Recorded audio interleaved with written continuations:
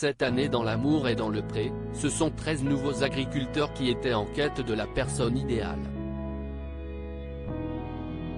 Parmi eux figurait pour la première fois dans l'histoire de l'émission un père et sa fille. Il s'agit de Jean-Paul, âgé de 70 ans et d'Emmanuelle, 41 ans.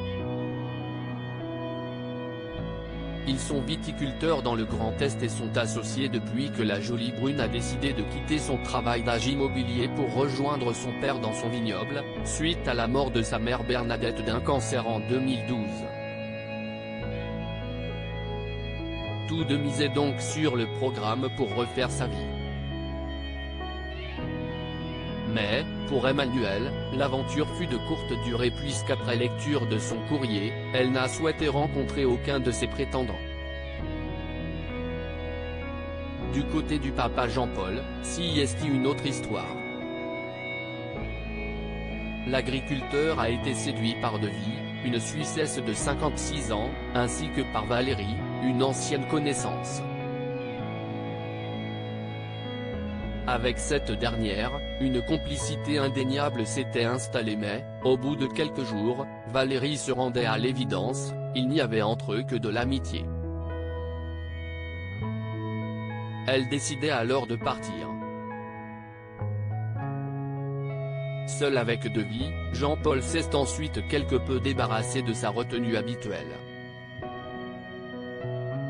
À tel point qu'au moment de dire au revoir à sa belle qui rentrait chez elle, il lui a dit « je t'aime », espérant la revoir très vite.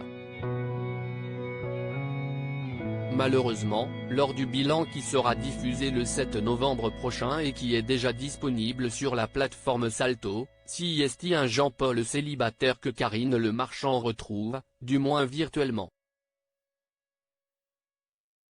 Car Jean-Paul et Emmanuelle étaient à distance pour donner de leurs nouvelles, étant donné que c'était le moment des vendanges. L'animatrice a tout de même pu mener son enquête et a demandé ce qui avait bien pu se passer entre Jean-Paul et Devie. Si est l'histoire de l'éloignement, de la distanciation, on n'a pas les mêmes centres d'intérêt, a-t-il expliqué. Et de souligner, mais ce qu'on a vécu, c'était sincère et beau, une belle aventure, une belle rencontre. Ça, on ne me l'a jamais fait. Karine Le Marchand a ensuite demandé la vis d'Emmanuelle et, pendant ce temps,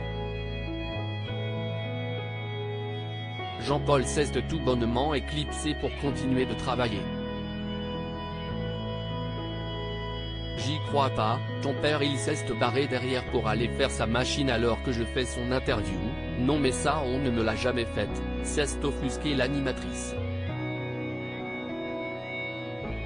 Non mais si est un dinguin, on se souviendra de vous. Qu'à cela ne tienne, pendant ce temps-là, Emmanuelle a pu partager sa bonne nouvelle.